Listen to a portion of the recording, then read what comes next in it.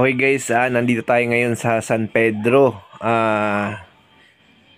sa Laguna, no? So ang problema nitong Panasonic guys, continuous draining, no? Nagkakarga siya ng tubig at nagdi-drain, no? So ngayon ang ginawa natin, no?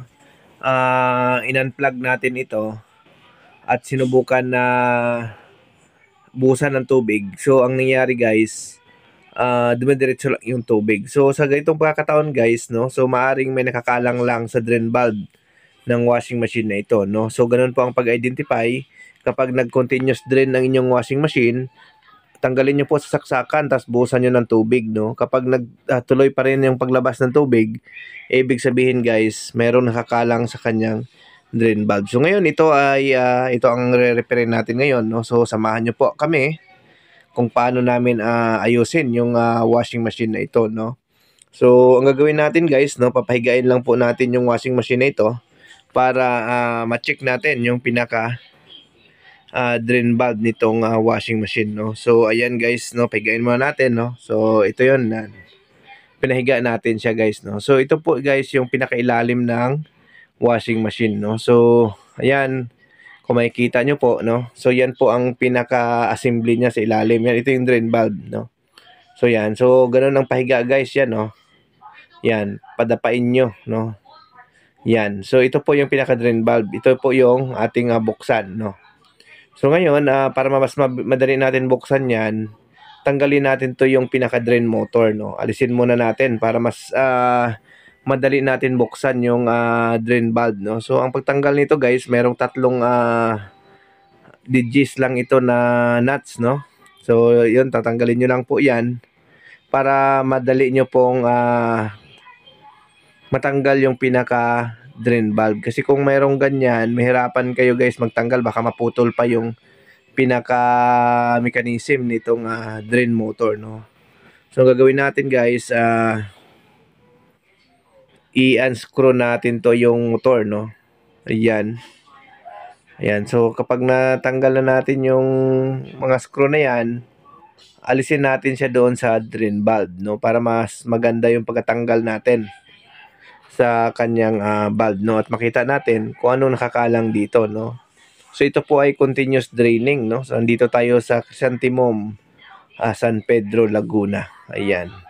So yan, alisin nyo lang muna itong drain motor guys. Yan. So ilagay nyo lang muna sa isang tabi dyan guys. Ilagay nyo lang. Yan. So ito, ikotin nyo lang to guys. So yan, no. Ikot lang. Kapag naikot nyo na yan, so tulak nyo lang konti yung preno. Then ilabas nyo na yung drain valve, no. So ayan guys, ito po yung drain valve. So ito guys, oh, barya. Ayan, no, piso, no.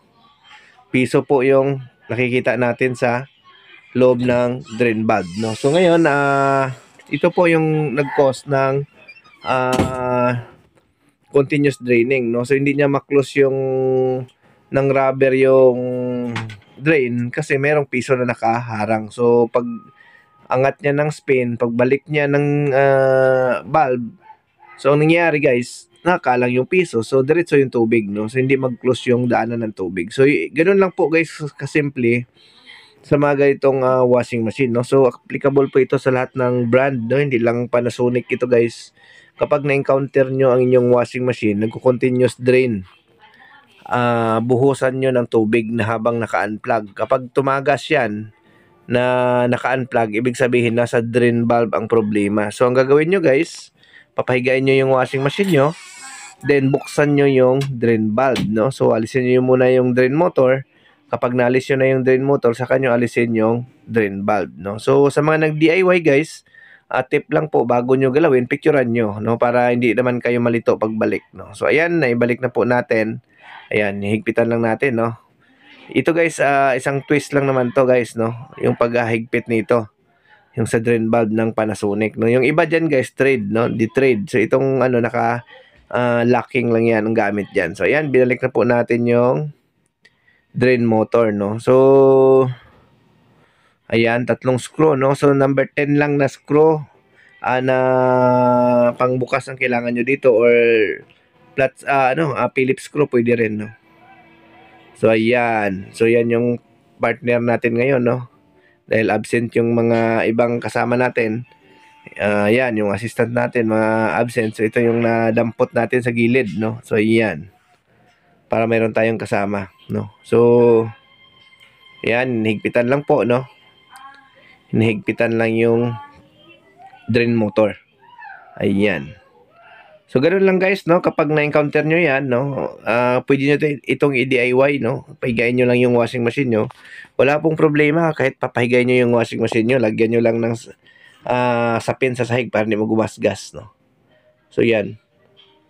Ayan. So, binabalik na po natin, no? So, ang gagawin natin, pagka nabalik na natin, guys, testingin na po natin, no? Para sigurado tayo. Pero, dahil bago pa naman itong washing machine ito, at nakita na natin yung problema. So, 100% guys, ito na po yung problema ng washing. So, ayan natin. Testing na po natin, guys. Ayan, no? Yan. Kung kapansin nyo, guys, nagwawash na siya. May tubig na po siya, no? So, good na po ito, guys, no? Okay, guys. Maraming salamat. Bye-bye.